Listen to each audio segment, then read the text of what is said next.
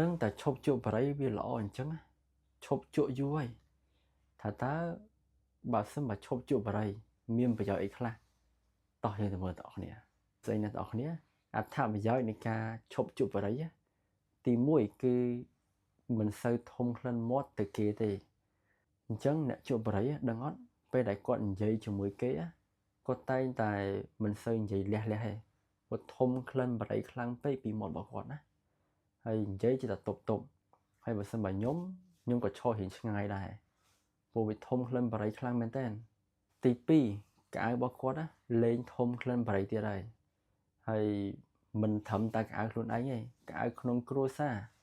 លេងធំក្លិនបារីទៀតហ្នឹងហើយព្រោះអាផ្សែងបារីហ្នឹងគឺជាប់កៅជាប់អី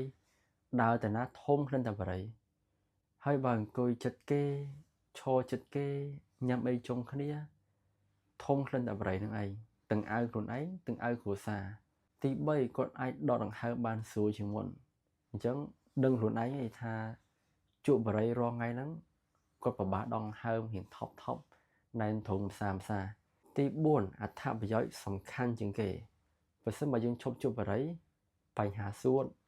បញ្ហាសរសៃឈាមបេះដូងបញ្ហាដាច់សរសៃឈាមខួរក្បាលឬក៏ស្ទះសរសៃឈាមខួរក្បាលគឺកាត់បន្ថយបានច្រើនមែនទែន